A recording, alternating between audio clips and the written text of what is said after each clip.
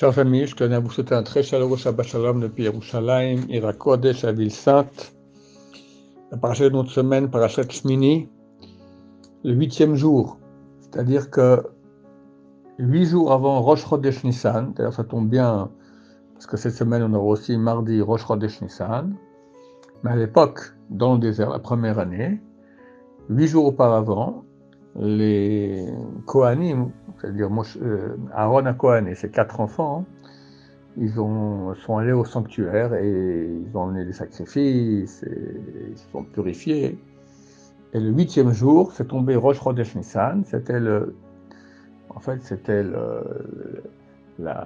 l'inauguration du sanctuaire dans le désert. Et ils ont amené encore des sacrifices, et Dieu est apparu. Tout simplement, un feu est descendu du ciel, et il a dévoré les sacrifices, et tout Am Israël ont vu Dieu, sont prosternés devant lui, ils l'ont loué.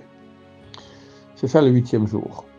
Après, pendant 12 jours, chaque président des tribus, chaque jour, il va amener son sacrifice. Ça sera donc tous les 12 jours d'inauguration du sanctuaire dans le désert. Et ce 8e jour, c'est le premier des 12 jours, c'est le dernier des 8 jours de préparation des Kohanim pour que eux-mêmes deviennent des Kohanim au sanctuaire, et que le sanctuaire lui aussi soit bâti et soit opérationnel. Et au verset 7 de notre paracha, Moshe et Aaron krav la mizbeach. Moshe dit à Aaron, rapproche-toi de l'autel pour amener tes sacrifices. Rachi sur place commente, Aaron avait honte. Pourquoi? Le Ramban explique que l'autel ressemblait à une sorte de taureau. En fait, ça rappelait le veau d'or. Il avait honte d'avoir fait le veau d'or. Aaron a fait le veau d'or pour éviter que le peuple d'Israël fasse pire. Mais quand même, il ne se sentait pas bien à cause de cela. Alors, Moshe lui a dit, pourquoi tu as honte? Tu as été choisi pour cela. Tu as été choisi pour cela.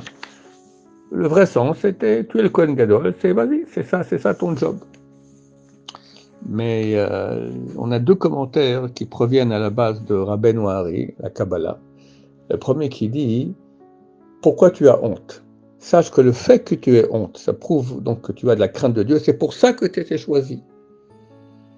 Rashi dit, pourquoi tu as honte? Pour ça tu as été choisi. Quoi pour ça? Pour être Kohen Gadol. Mais là, Rabbeinu Hari va dire, pourquoi tu as été choisi? Parce que justement tu as honte. C'est pour ça que tu as été choisi. Autre explication.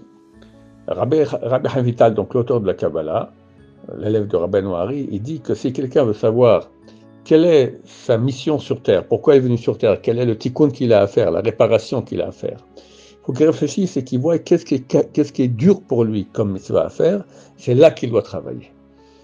Alors, le fait que Aaron avait honte d'aller servir sur l'autel, Rabbeinu lui a dit, c'est exactement ça, si tu as honte et tu as peur d'aller, c'est exactement ça ton job, lechar nifrarta, tu as été choisi pour cela. Et là pour nous c'est un très grand enseignement. Chacun de nous doit regarder maintenant quelles sont les choses qui sont dures pour lui. Il y a un qui est malade de kavod, il adore les honneurs, il adore la célébrité, il adore qu'on lui fasse des compliments, il ne supporte pas qu'on touche son kavod, ça prouve qu'il a un problème là-dessus, que c'est ça sa mission sur Terre, à travailler sur l'humilité. Un autre, il adore l'argent. Il pense à ça toute la journée. C'est aussi interdit. Il doit faire travailler là-dessus pour arrêter d'aimer l'argent. Il faut aimer Dieu, pas aimer l'argent, etc. Aujourd'hui, Mashiach va venir très bientôt, on espère. Beaucoup de rabbanim disent que c'est pour ce mois de Nissan, dans quelques jours. Ici en Israël, on est en situation de très grande tension avec le Nord. La CIA a dit que dans quelques heures, l'Iran allait attaquer. Il y a une grande attaque qui se prépare sur Israël. On sait que tous les gens qui travaillent dans le secours ont été avertis. L'armée est en train de monter dans le nord. On n'a plus de GPS ici, dans le centre du pays et dans le nord du pays, parce que Israël eux-mêmes ont brouillé. Parce que le GPS, il sert aux missiles ennemis à se guider sur nous, donc ils ont brouillé le GPS. Bon, on est vraiment très proche de la fin. On espère que cette guerre, s'il y a une guerre, on espère qu'il n'y aura pas de guerre. S'il y a cette guerre, on arrive à Mashiach Be'ezrat Hashem, Berachamim, avec beaucoup de miséricorde. Un très très grand d'Israël a dit, avec le sourire, il a dit, j'ai pas le droit de dire qui c'est, il a dit, je veux pas qu'on dise ça en mon nom, mais c'est peut-être le plus grand d'Israël. Avec le sourire, il y aura des missiles partout, mais il faut pas avoir peur, il faut avoir confiance en Dieu. Be'ezrat Hashem. En tout cas, Nous, si nous pensons que Mashiach arrive bientôt, on doit faire notre job. Quel est notre job? Pour regarder qu'est-ce qui est dur pour nous et là-dessus travailler. Et aujourd'hui, on peut dire en général, le Yetzer Hara général qu'il y a dans le monde, c'est tout ce qui a à voir avec la débauche sexuelle. Le rapprochement entre le monde féminin et masculin interdit. Les regards interdits pour les femmes, être plus en sniout, plus en pudeur, pour les hommes ne pas regarder les femmes, bien sûr pas être chaleureux dans la discussion avec les femmes, etc. S'éloigner, qu'il y ait un éloignement dans le monde féminin et masculin pour qu'il y ait plus de sainteté, de kudusha, de pudeur, moins de péchés qui sont faits à ce niveau-là. Et là, c'est clair que les Sahara se déchaînent dans ce domaine-là. Ils ne se déchaînent pas pour qu'on mange du porc, ils ne se déchaînent pas pour qu'on soit idolâtre, ils se déchaînent exactement dans ce domaine-là, qui est celui de la fin des temps. Donc il faut beaucoup se travailler là-dessus, surtout que c'est un Yetzer Hara qui est difficile. Pour les femmes, c'est extrêmement dur de se renforcer en tzniut. Pour les hommes, c'est très très dur de ne pas avoir de mauvaises pensées, de ne pas avoir de regards interdits. Mais il faut travailler là-dessus. Il faut savoir que chaque travail que nous faisons maintenant, il a un impact énorme. On ne demande pas d'être tzaddik parfait, on ne peut pas être parfait. Qui est parfait? Mais chaque point que tu marques, c'est un point énorme. Il faut comprendre que chaque pas qu'on fait dans spiritualité, ça vaut l'infini. Ça vaut l'infini. Et maintenant, en plus, quand c'est dur, alors les sages Israël ont dit, quand on fait une mitzvah qui est dure, elle vaut au moins 100 fois plus. Au moins, c'est des fois 100 000 fois plus, 1 million fois plus.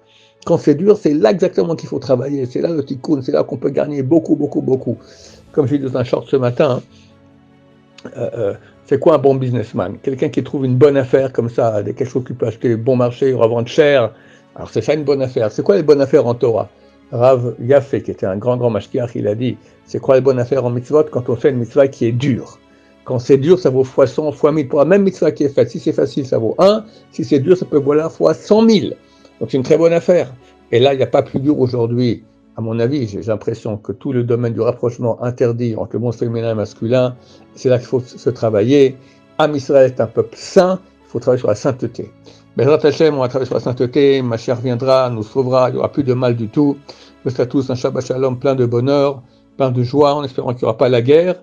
Et s'il y a plein de foi en Dieu, savoir que Dieu est là, c'est bientôt la fin, avoir courage, très bientôt il n'y aura plus de mal du tout, du tout, du tout.